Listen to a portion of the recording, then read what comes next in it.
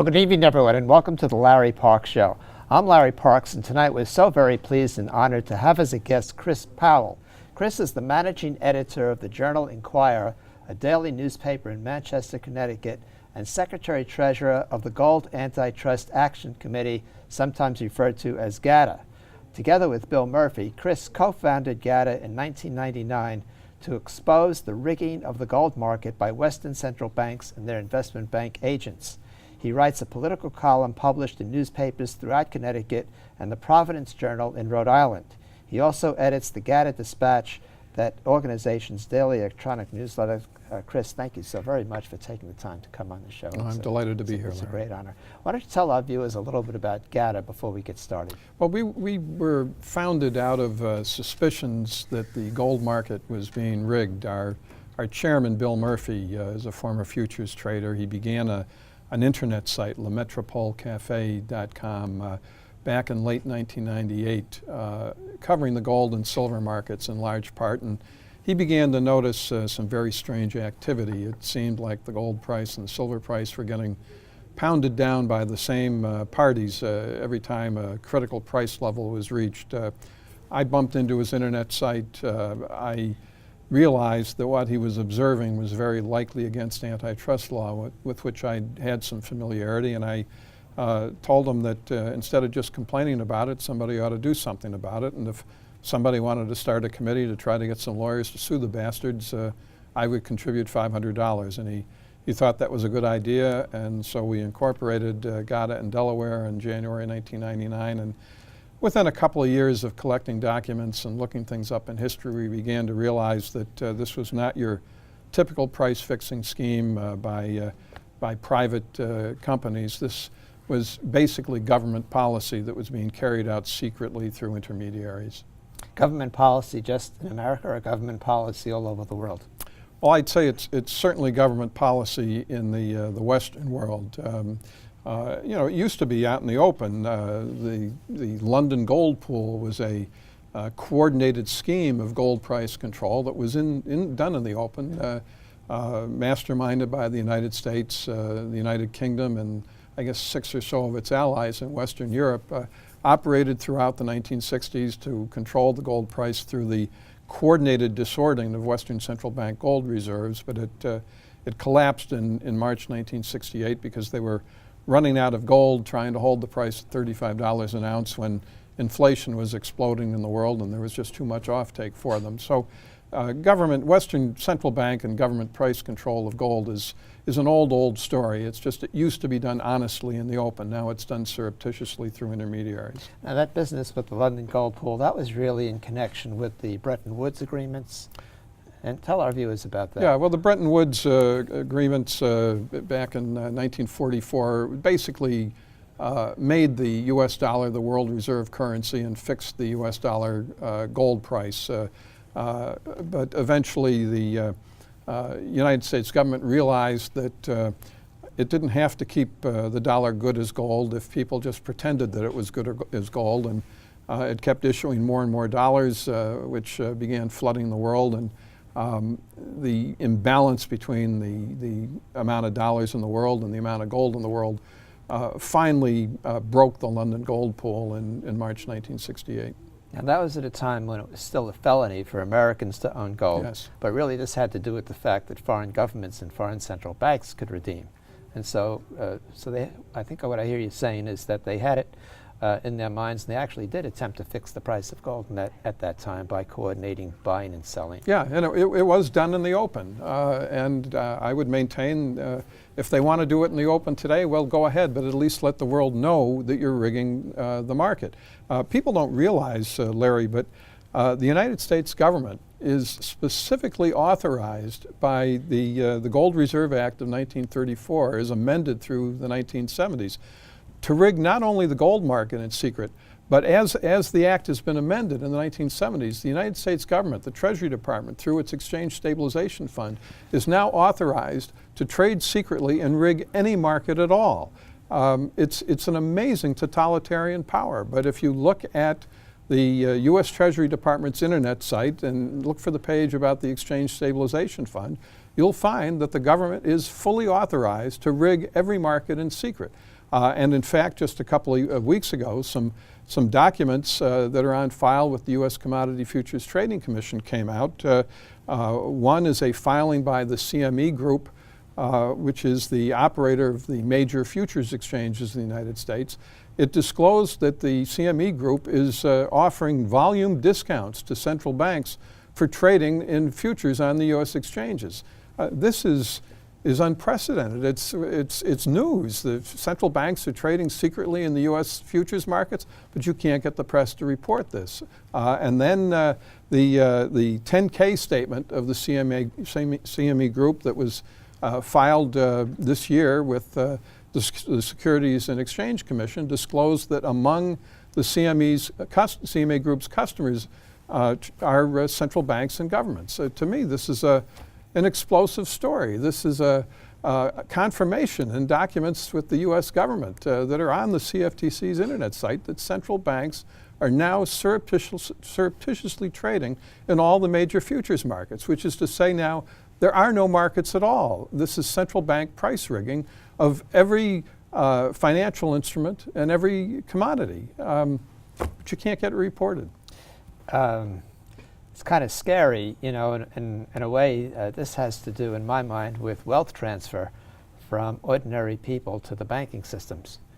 And really what you're talking about is a collusion between the banking systems and the central banks in order to profit off the backs of ordinary people. Is that a fair way to say that? Yeah, I think so, Larry. I argue that the revolving door between the government and the major investment banks makes you wonder whether there is a difference between the banking industry and the government. I mean, does the chairman of Goldman Sachs ever really know whether he's working for Goldman Sachs or if he's Treasury Secretary today? These are all the same people. They go back and forth between the industry and the government, and the government, as a result, is not working for the people. It is working for the banking industry. The objective of the government is really to maintain the profitability and the political dominance of the banking industry, I'm afraid. I think that's right. In fact, we had a guest on the show maybe about a month ago. His name is Charles Calamoris. Do you know who he is? No. He's at Columbia, and he and another professor, a guy named Stephen Haber, wrote a wonderful book. It's called Fragile by Design, and he talks in the book about what he calls a grand bargain between the politicians and the banks in every country.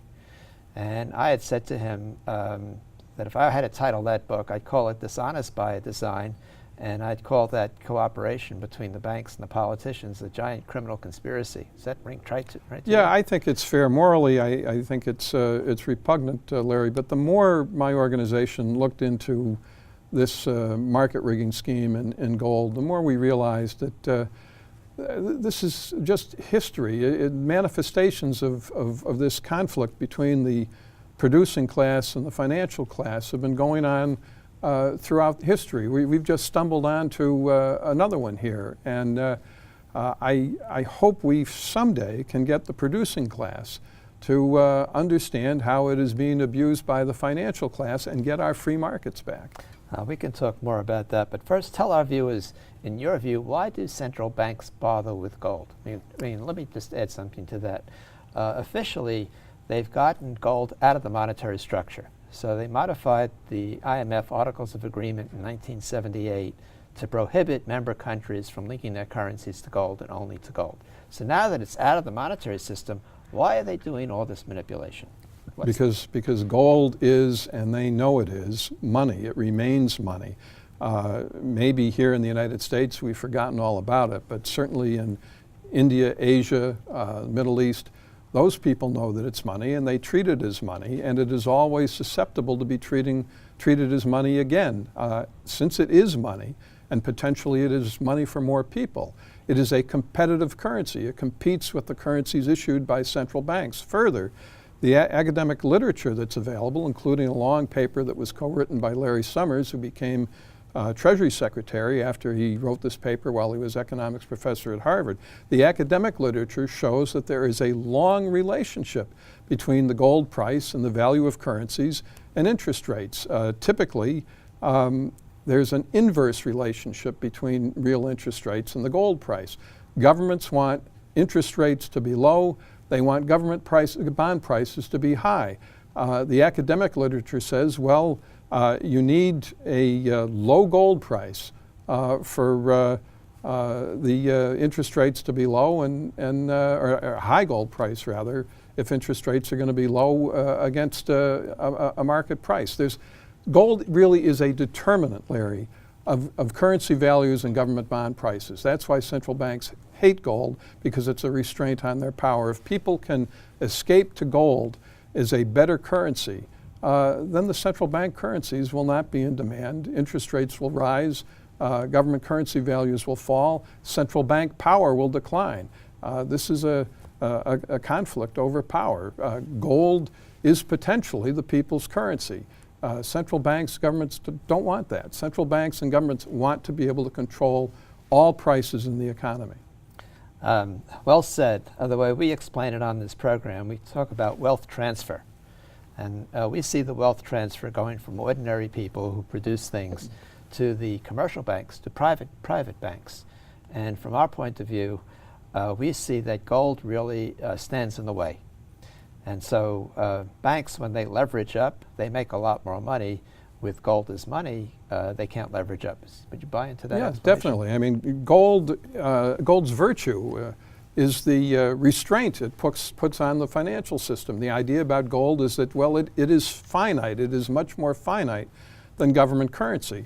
Well, governments have found a way to destroy that finiteness. They issue gold loans and gold swaps, and they've basically created a virtually infinite supply of what is called paper gold in order to destroy gold as a finite form of money. The world now thinks it has probably 100 times more gold than it really has, because central banks have been, backstopping this paper gold system. That is the virtue of gold. It is finite. It cannot be increased in supply as readily as government currencies can be increased in supply. People can resort to it when they think government currencies are being debased. It is the deadly enemy of central banking, of government irresponsibility. I would argue, I go so far, Larry, as to argue that suppressing the gold price is the foremost objective, and long has been the foremost objective of U.S. government foreign policy and U.S. government monetary policy. I think that might be right. And one of the things that we've noticed is one of the guys who's an icon in America in investing, who's not a friend of gold, points out the perils of the paper money, and that would be Warren Buffett. And so in his 2012 Berkshire Hathaway report, he talks about how currency-denominated instruments, he's talking about bonds, are the most risky, the most dangerous places where you can put your money. And really what really points to that danger is gold. Is that something you'd agree with? Oh yes, gold is really the barometer for the whole financial system. It is the measure of all currencies. It's the measure of government bonds. It's the measure of solvency of governments. I mean, that's really the reason it's got to be suppressed. It really is a guarantor of freedom. It is the currency that people should be able to resort to when they don't trust other currencies. The objective of Western central banking, and I think Western Treasury departments, long has been to withdraw that option from the population, to keep people prisoners of the government monetary system. Now, I would say they did it in order to enhance, I think the banks did it in order to enhance bank profits, not to keep people. It certainly gives the banking industry carte blanche to do whatever it wants, to create infinite money, infinite credit, infinite financial instruments that can swindle people out of their labor. No question about that. And I have a clip, I've played it on this program, you may have come across it, from Dick Durbin, the majority whip, in which he says the banks own the Congress. Well, they do own the Congress, but you know, but he's the majority whip. If Senator Durbin thinks that, I wish I could get him to write a letter to the Fed and the Treasury Department simply to extract from the Fed and the Treasury Department a candid explanation of the U.S. government's policy toward gold and the gold market and the market interventions that are happening every day, according to these documents now we have from the CFTC and the Securities and Exchange Commission. If Senator Durbin is really sore at the banking industry, all he has to do is write 1 or 2 letters demanding this information from the Fed and the Treasury Department, and the system will change. Well, he is not sore at the banking industry, and he's one of the people who they own. Yeah, he probably is owned. And not probably, absolutely. I mean, he heads the Senate Banking Committee, and he has been one of the major recipients of campaign contributions from them. And all he's doing is saying what is. I have the clip, by the way, of him saying that. And in his new book, Robert Kaiser has been on this program. He has a book called The Act of Congress, and it's about the Chris Dodd-Frank bill, and he also quotes that line from Dick Durbin in that book. I mean, Durbin just came out with it. It's not like he laments it. He's just saying this is what it is, and he's not going to do something about it. How can you prove? You've done. Let me rephrase that. You've done a lot of work at GATA, actually presenting evidence of this manipulation. Talk to our viewers a little bit about that evidence. Yeah, really, it's the most important stuff we do, Larry, is we simply collect and publish and publicize and clamor about the official documentation we've obtained of Western Central Bank intervention surreptitiously in the gold market. We have admissions from many central bankers, including 4 former chairmen of the U.S. Federal Reserve, the former president of the Bank for International Settlements, Jelle Zylstra, who was also simultaneously head of the Netherlands Central Bank. We have statements by the former official of the Bank for International Settlements, William R. White, who gave a speech in 2005 saying that rigging the gold price was one of the primary objectives of central bank cooperation. We have the secret staff report of the International Monetary Fund from March 1999, which reported that Western central banks wanted to conceal their gold swaps and leases because disclosing them honestly in regular accounts would impair their secret interventions in the gold and currency markets. We have the PowerPoint presentation that the BIS gave to prospective Bank for International Settlements gave to prospective central bank members a few years ago.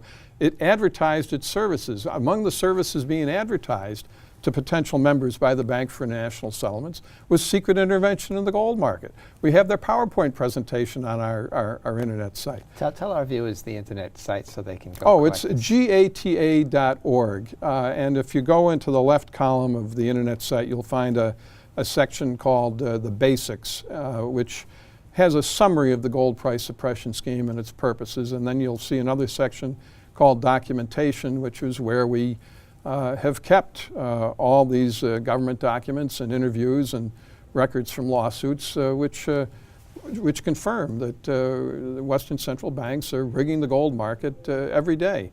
This is not what it's called. This is not conspiracy theory. This is all official record. Many of these documents are obtained from government internet sites, and they're still there. It's just amazing to me, Larry. This thing is it's a very simple journalism project. I mean, I have some aptitude for it because I've been in the newspaper business for, I don't know, 45 years or so. The story is available. Anybody who wants to look at the documentation and wants to put a few very specific critical questions to central banks. For example, you could ask the Bundesbank, can we see the record of your gold account at the Bank for International Settlements? Have you had any gold swaps with the United States or any agency of the U.S. government? Put the same question to the Federal Reserve, the Treasury Department. Let me see your record of your gold accounts with the BIS, record of your gold swaps. The Federal Reserve admitted it had during our Freedom of Information litigation against the Fed. If you put specific questions to central banks about their intervention in the gold market, they'll tell you to drop dead. They will resist giving you that information. The actual location and disposition of Western Central Bank gold reserves, Larry, is a far more sensitive secret than the plans for the production of nuclear weapons. You know, it's just remarkable. First, I want to take a moment just thank you for all the good work you've done over a very long period in putting all this together. I mean, you've done a tremendous service for people all over the world. Thank you. Thank you very much. You're welcome. That's what we do. On the BIS, we did a program on the BIS, relied a lot on a book. It's called The Tower of Babel. You know that book? No. But they do have this tower in Basel, that's right, Switzerland, which is Tower their headquarters. Of Basel, right. And one of the things that turns out about the BIS is that they have sovereignty. Sovereignty. It's like their own little country, and they don't have to answer to anybody. When they built the new building, they put redundancy into the fire suppression system, so in case of a fire, the Swiss fire department wouldn't come in the building. So, and they're very proud of the fact that all their records are secret. I mean, they make a big deal about that. Let me switch gears for a minute. One of the groups that have directly suffered immensely from this business with the gold manipulation are the gold producers. And in the last couple of years, their market cap as an industry has gone from about 500 billion. Today it's about 130 billion, give or take. They could go under the waves. How come they don't react? How come they haven't led the way in doing something about all this gold manipulation? Well, I can give you two reasons, Larry, why it's very hard for them to do it, though I would argue they really ought to do it because it's just a question for them now whether they want to die on their knees or die on their feet. But I think it's two things. First, no industry is more vulnerable to government regulation and expropriation than the mining industry. The mining industry relies on government for its mining permits, its mining claims, its mining patents, for enforcement of environmental regulations, for royalty requirements. Any government can shut down any mine in an instant on any pretext, whether it's royalties or mining patents or environmental regulations. The industry is totally at the mercy of the government. Secondly, it's the most capital-intensive industry in the world, which means that you probably can't build any significant mine for anything less than several $1 billion. Well, that requires you to get financing through the major world investment banks, which are very openly and formally agents of the central banks and part of the banking industry, which does not want the restraint on the financial system that gold would impose. So when I ask a mining company to support the publicizing of the Western Central Bank price suppression scheme, I'm kind of asking the mining company to slit its own throat because it will offend the government, it'll offend its bankers. And the mining industry is really impotent when it comes to this. On the other hand, as you noted, with the collapse of the valuation of the mining industry, if a piece... we just took gold mining. Yeah, well, of the gold miners, but if a piece of paper that says gold on it, issued by an investment bank and presumably backstopped by the implicit credit of a central bank, is as good as a real piece of metal, nobody needs the mining industry. If investors are happy to accept a piece of paper as equivalent to gold, well, then the mining industry, the gold mining industry, can just fold. And that, I think, that brings the issue outside the mining industry itself. That brings the issue to investors. This gold price and really silver price suppression too will end only when investors refuse to accept paper for metal. But as long as people are willing to accept pieces of paper as equivalent to metal, well, paper is infinite. Sure. On this program, we've done programs on how that people can protect their pensions, protect their savings, and we've always told them to buy U.S. and silver gold eagles, actually gold eagles, not silver eagles, and we emphasize that they should take delivery, meaning take possession, and for the reasons that you're saying. You folks at GATA, you've done some work on the leverage, the papal leverage in the gold market. Why don't you talk to that issue? Yeah, this is, the great disparagement about gold in the last decade or so, Larry, has been that even with its substantial price appreciation from like about $260 in 1998 to $1,200 or so today, and it's been up to $1,900. Even with that price appreciation over the last decade or so, gold has not kept up with the consumer price index. Well, there's a reason for that. The reason for that was the development of the whole gold paper system, the issuance of infinite certificates to gold that doesn't exist. That is what has suppressed the price. There was testimony to the hearing of the U.S. Commodity Futures Trading Commission a couple of years ago that this leverage of paper to real metal approaches 100 to 1. I think about a year and a half ago, the Reserve Bank of India did its own study and estimated the ratio of paper gold to real metal at 92 to 1. Well, that suggests to me that the real price of gold, if the imaginary paper gold was taken out of the equation, would be something like 92 to 100 times greater than what it is today. Now, I do think there's hope for the gold industry. I do think there's hope for gold as a currency. I do think there's hope for humanity to get the opportunity to exit the fiat money system when it decides that the fiat money system is not being responsible. But I'm afraid that hope is in Asia right now, because this issue is totally suppressed in the Western financial press. It reminds me of the Gold Reserve Act of 1900, where they said that the backing for the dollar, and I don't go along with any of this, I'm just repeating what they did, it was 40%.